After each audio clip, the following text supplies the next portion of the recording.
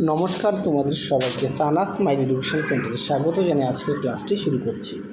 আজকে তোমাদের সঙ্গে আলোচনা করব তোমরা যারা নবম শ্রেণীর দ্বিতীয় পর্যায়ক্রমিক মূল্যায়ন পরীক্ষা দেবে তোমাদের জন্য আজকে নিয়ে চলে এসেছি ভূগোল বিষয়ে সেকেন্ড ইউনিট টেস্টের সাজেশান।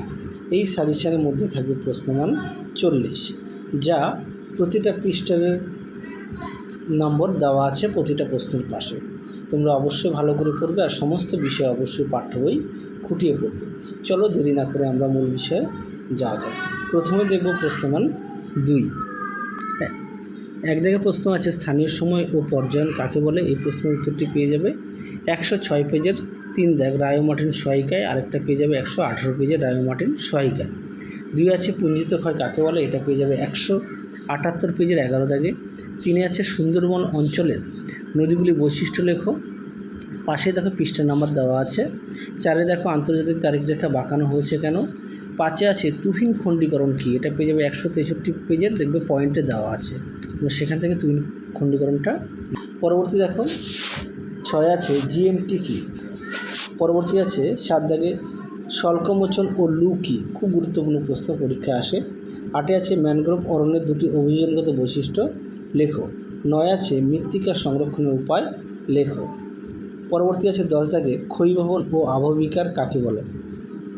11 দাগে আছে পশ্চিমী ঝঞ্ঝা কী, এটা পেয়ে যাবে 333 পেজের 2 দাগে রায় মার্টিন সহায়িকা।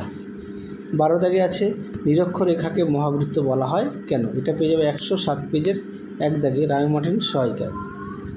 13 দাগে আছে বরেন্দ্রভূমি কাকে বলে। 14 দাগে আছে ল্যাটেরাইট মৃত্তিকার বৈশিষ্ট্য লেখো, খুব আসে পরীক্ষায়, অবশ্যই ভালো করে পড়বে। 15 দাগে দেখো প্রতিপাদ্য স্থান কাকে বলে। 16 দাগে দেখো আবহবিকারকে বিচরণী ভবন বলে কেন।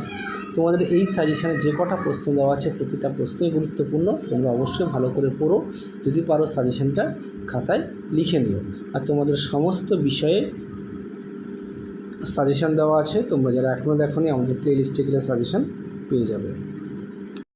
পরবর্তী প্রশ্ন দেখো 17 দাগের অক্ষরেখাগুলিকে সমাক্ষরেখা বলা হয় কেন। 18 দাগে আছে আগ্নেয় পর্বত ক্ষয়জাত পর্বত নামে পরিচিত কেন। 19 দাগে আছে আশ্বিনের ঝড় কী। 20 দাগে আছে লোয়েস সমভূমি কাকে বলে। 21 দাগে আছে আর্দ্র বিশ্লেষণ ও ভাবর কাকে বলে। 22 দাগে আছে ব্যবিচ্ছিন্ন মালভূমি ও মহাবৃত্ত কাকে বলে। 23 দাগে আছে ক্ষুদ্র কণার বিস্ফোরণ কীভাবে হয়। 24 দাগে আছে AM ও PM কী। 25 দাগে আছে রেগোলিথ ও ডেকান ট্রাপ কী। 25 দাগে আছে পটজল মৃত্তিকার বৈশিষ্ট্য লেখো। 27 দাগে আছে অক্ষাংশ কাকে বলে। 28 দাগে আছে ক্ষয়জাত পর্বতের বৈশিষ্ট্য লেখো। দেখে নাও, তোমরা যদি পারো অবশ্যই খাতায় লিখে নিয়ে পড়বে। পরবর্তী প্রশ্ন দেখো প্রশ্নমান 3-এর 1 আছে অক্ষরেখা ও দ্রাঘিমা রেখার পার্থক্য। 2 আছে উত্তরবঙ্গের নদ নদী ও দক্ষিণবঙ্গের নদ নদীর পার্থক্য। 3 আছে আবহবিকার ও ক্ষয়ী ভবনের পার্থক্য। 4 আছে প্রমাণ সময় ও স্থানীয় সময়ের পার্থক্য। 5 আছে মহীভাবক ও গিরিজনী আলোড়নের পার্থক্য। 6 আছে ম্যাগমা ও লাভার পার্থক্য। 7 আছে নিরক্ষরেখা ও মূল মধ্যরেখার পার্থক্য। এইগুলো সব পার্থক্য দেওয়া আছে 7টা, তোমরা আশা করি এখান থেকে পরীক্ষায় পেয়ে যাবে। পার্থক্যগুলো অবশ্যই ভালো করে পড়বে। পরবর্তী দেখো প্রশ্নমান 3-এরই 1 আছে, আগেরগুলো পার্থক্য দেখলাম, এবার প্রশ্নগুলো দেখাচ্ছি। প্রশান্ত মহাসাগরীয় আগ্নেয় মেঘলা কাকে বলে, এটা পেয়ে যাবে 136 পেজের রায় মার্টিন সহায়িকায় 6 দাগে। 2 আছে আবহবিকার ফলাফল লেখো। 3 আছে মৃত্তিকা সংরক্ষণের পদ্ধতি লেখো। 4 আছে সুন্দরবনের ম্যানগ্রোভ অরণ্যের যে কোনো 3টি বৈশিষ্ট্য লেখো। 5 আছে পশ্চিমবঙ্গের পশ্চিমের মালভূমি অঞ্চলের বর্ণনা দাও। 6 আছে চিত্রসহ স্তূপ পর্বতের গঠন প্রক্রিয়া বর্ণনা করো। 7 আছে চিত্রসহ স্বল্পমোচন বর্ণনা দাও। 8 আছে আন্দিজ ভঙ্গিল পর্বতের উৎপত্তি লেখো। 9 আছে পুঞ্জিত ক্ষয়কে ক্ষয়ীভবন বলা হয় কেন। 10 আছে পশ্চিমবঙ্গের জলবায়ুতে মৌসুমী বায়ুর প্রভাব লেখো। 11 দাগে আছে পর্বতের বৈশিষ্ট্য লেখো। 12 দাগে আছে পশ্চিমবঙ্গের অতিরিক্ত ভৌমজল ব্যবহারের ফলে কী কী সমস্যার সৃষ্টি হয়। দেখে নাও, তোমরা যদি পারো খাতায় লিখে নিয়ে পড়বে। পরবর্তী প্রশ্ন দেখো কী আছে প্রশ্নমান 3-এর 13 দাগে পশ্চিমবঙ্গের জলবায়ুর 3টি নিয়ন্ত্রকের বর্ণনা দাও। 14 দাগে আছে 82 ডিগ্রি 30 মিনিট পূর্ব দ্রাঘিমাকে ভারতের প্রমাণ দ্রাঘিমা বলার কারণ কী। 15 দাগে দেখো মৃত্তিকা সৃষ্টিতে আবহবিকার ভূমিকা বিশ্লেষণ করো। 16 দাগে দেখো পশ্চিমবঙ্গের পার্বত্য অঞ্চলের স্বাভাবিক উদ্ভিদের বর্ণনা দাও। 17 দাগে আছে স্তূপ পর্বতের উৎপত্তি কীভাবে ঘটে ব্যাখ্যা করো। 18 দাগে আছে ভঙ্গিল পর্বতের বৈশিষ্ট্য লেখো। 19 দাগে আছে পশ্চিমবঙ্গের মালভূমি অঞ্চলের ভূপ্রকৃতি বৈশিষ্ট্য লেখো। 20 দাগে আছে ক্ষয়জাত পর্বতের উৎপত্তি উদাহরণসহ সংক্ষিপ্ত ব্যাখ্যা করো। 21 দাগে দেখো উদাহরণসহ পর্বত বেষ্টিত মালভূমির বৈশিষ্ট্য লেখো। 22 দাগে দেখো মৃত্তিকা ক্ষয়ের কারণ লেখো। খুব গুরুত্বপূর্ণ প্রশ্ন, পরীক্ষায় খুব আসে।